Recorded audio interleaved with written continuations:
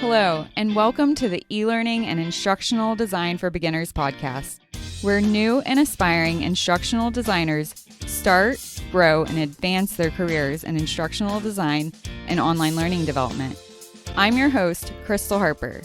I'm a former school teacher who transitioned to instructional design, all while working full-time as a single mom. Would you like to become a successful instructional designer without the burden of earning another degree? Well, then let's get started. Many theoretical and empirical analyses emphasize the importance of active participation and collaboration among students in promoting the effectiveness of online learning. However, in most online courses, traditional instructor-centered examination remains the primary means for assessing student performance, and collaborative learning is undervalued and also marginalized. In a large part, this is because the assessment of collaboration requires a radical rethinking of assessment methodologies. In this training, you will learn effective solutions for assessing as well as strategies on how to encourage collaboration in an e-learning course. There are a variety of kinds of goals for online collaboration, and it is also difficult to address the assessment of collaboration generally. Some examples of the diversity of focus among collaborative activities in online environments are the collaborative construction of knowledge bases, the collaborative investigation of scientific phenomenon, group engagement in game-like learning tasks or simulations, peer review and evaluation of learning products, online peer mentoring, collaborative analysis of case studies, and collaborative discussion groups. Even within these various groupings, one sort of assessment will not be appropriate because learning goals vary from implementation to implementation. For example, there's a difference between structured and emergent collaborative schemes. In the latter sorts of collaboration activities, assessment must also emerge. What is consistent across the varieties of online collaboration is that collaborative learning will be more successful when it is valued, and that any such assessment should begin with a very specific understanding of the desired learning. For example, in some collaboration activities, learning to collaborate is seen as an important part of what is to be learned. In others, it is merely a means to an end. In some collaborative activities, collaboration is focused on producing a group project. In other words, it is designed to improve the quality of individual work. Specific requirements for collaboration, including detailed assessment rubrics focused on critical collaborative processes, will help students achieve desired goals. The complexity of assessing both individual and group behaviors is a complex activity which involves both individual and group effort. To encourage collaboration, both aspects must be assessed. Contend that the key to successful cooperative learning is maintaining both individual accountability, in which students are held responsible for their own learning, and positive interdependence, in which students reach their goals if and only if other students in the learning group also reach theirs. The way to ensure individual accountability and positive interdependence is to assess both individual and group learning. A simple example of this kind of assessment using summative testing is to give each student a grade based on some combination of their test score and the average score for the group. Another frequently used scheme is to give a common assessment for a group project and have group members rate their peers' contributions, which are then averaged for individual grades. Unfortunately, these kinds of grading protocols are not often seen in e-learning courses, where the common approach is to assess either individual effort or group products. An effective approach is to develop grading rubrics that assess specific discussion behaviors. While grading is the most common form of assessing students' learning, rubric scoring provides for a more finely detailed characterization of students' behaviors than simply grading. Rubrics typically consist of a set of categories, features or aspects of student work that are of interest, or hierarchical levels of performance within each category. Despite the effectiveness of rubrics in assessing students' learning, developing an adequate rubric for a given course discussion requires time and often multiple iterations of revision. The first consideration in developing a discussion grading rubric is to establish the goal or goals of the discussion. For example, some instructors want to use online discussions to help students learn argumentation techniques, whereas others might be more interested in students coming to a consensus on a topic. Clearly, different assessment rubrics would be needed to encourage each, Thus, the second step in developing a grading rubric is to identify characteristics of messages that would support the established goal. For example, a discussion rubric aimed at encouraging successful argument might identify such things as clear statement of position, identification of points of agreement and disagreement with previous postings, logical arguments, and so on as characteristics to be evaluated. The third and final step in rubric creation involves then taking each characteristic and specifying differing levels of performance for each and assigning scores for these. Another way of going about creating a rubric for assessing discussion postings is to identify the goal of the discussion as knowledge construction, that is, view discussion as central to content learning. Thus, instructors should encourage student contributions to the discussion that were accurate, original, relevant, and that add to content learning. Instead of creating a rubric that separately specifies differing performance levels for each of these characteristics, however, group them together and specify differing performance levels for that group. Another way to provoke collaboration is to develop rubrics that reward collaboration. Rubrics that reward collaboration must focus on discussion responses. This might, for example, only credit responses that cite and either extend or refute previous postings. Another possibility is to assess postings based on the discussion threads they engender, making thread initiators responsible for sustaining collaborative discussions.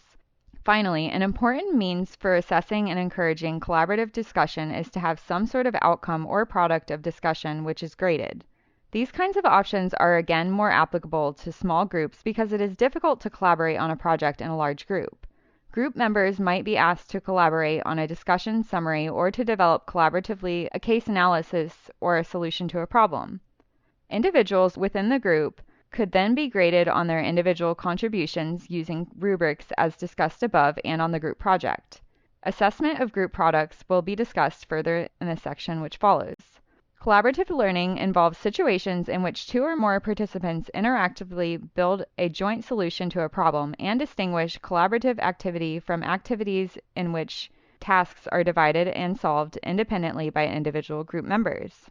In collaborative learning, the common goals are educational and generally culminate in the creation of an educational product. Small group collaborative learning has been shown to result in higher achievement, less stress, and greater student satisfaction, and greater appreciation for diversity. It is also suggested that it may be particularly important and well suited to the online environment as a way of incorporating the social aspects of learning into a virtual environment. Indeed, there is research which suggests that collaborative learning may be very effective online.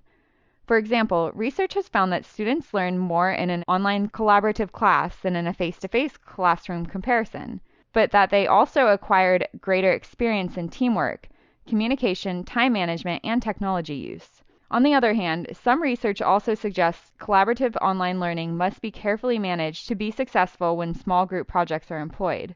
Careful structuring of small group collaborative work is particularly important for several reasons, the most obvious being it is much easier for group members to avoid participating. They can more easily disappear online, and it is much harder to negotiate collaborative activities in the asynchronous environment because the give and take of negotiation is extended in time.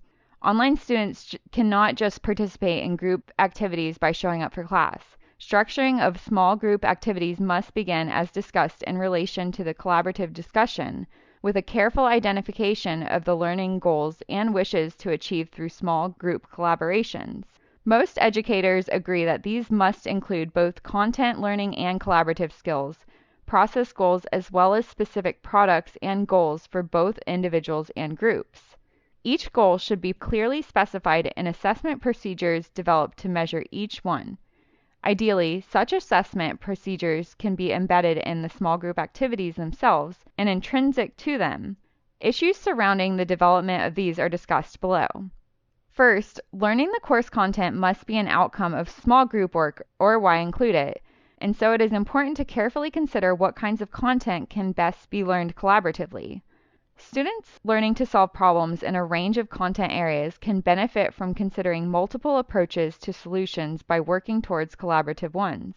Students learning research and writing techniques can similarly benefit from collaborative endeavors. Such activities can be assessed by assessing their products, but it often helps to break larger tasks into smaller pieces that are also assessed. At the same time, learning to collaborate with others is an important skill in itself. Thus, it is important to consider what collaborative skills one considers most important and develop ways of assessing them. Other instructors consider functions within groups such as discussion leader, facilitator, reporter, observer, and participant as critical, and so assign and rotate these roles among individual students and develop separate assessments for each. It may even be possible to identify specific collaborative skills that are especially important in particular domains. In any case, it is important to value collaborative skills to encourage students to learn to use them. In addition, most educators agree that it is critical, especially for students collaborating online, that a group identity, a sense of community, be established before serious collaborative group commences. Thus, many recommend icebreaker activities that are fun and encourage self-revelation, and which are assessed solely for participation. Another way to help student groups establish community is to explicitly initiate them to the process and etiquette of online collaboration. Many online courses and programs have required orientation modules that do this. Second, it is important to assess both the processes and the products of collaboration. Researchers have found that online experience provides an opportunity for students to learn collaboratively that is equal to that is provided to a face-to-face version of a group processes course. But the added opportunity to analyze and reflect on their own collaborative processes enhances student learning experiences. One way to collect both processes and products is through portfolio assessment. Portfolios are student-prepared collections of documents that evidence understanding of important concepts or mastery of key skills by requiring students to organize, synthesize, and communicate their achievements through the semester. Several different types of portfolios can be used, but most are variations of students' personalized collections of their work over the entire duration of the course. In the case of the assessment of collaborative group work, students might be asked to provide evidence of their contributions to group projects or reflections on the group process, as well as evidence of learning. Portfolio assessments provide each student with the opportunity to demonstrate their understanding of course material, as well as their participation in collaborative processes, and, when used longitudinally, how their understandings change over time in response to other contributions. Third, to help ensure both group interdependence and individual accountability, and so to support collaboration, both group and individual assessments are essential. It is clearly not adequate to evaluate a collaborative project-based assignment by merely rating the quality of the final product of the group. Rather, if other courses have the objective of developing students' capacity to work as part of a team, then we need some means of assessing teamwork in a fair and meaningful way. I recommend using Likert-type scales with explicit rubrics to rate at least 2 dimensions of the group experience: the functioning of the group as a whole and the performance of each individual member. Often these ratings are completed by group members with oversight from the instructor. Another option is to make the group assessment the sum of individual participants' assessments on some measure of content learning. This sort of assessment makes group participants responsible for the learning of all members of their group. In a similar vein, require all students to participate in a peer learning section of every module of the course, either giving or seeking assistance. Or you can assign a collaborative internet research paper with requirements in an assessment scheme that encourages both interdependence and individual responsibility in an interesting way. First, students must propose a topic to the class including supporting internet resources. Finally, there are some who argue that the constructive nature of collaborative learning suggests that the experience might be enhanced by collaboratively designing assessments. For example, adding collaboratively developed small group activities enforced by the assessments of group members to an online course increases student satisfaction with and learning from collaborative small group projects. This is what I call emergent collaboration, in which small student groups collaboratively develop both the specific activities that they will use to solve a particular problem and the ways they will be assessed.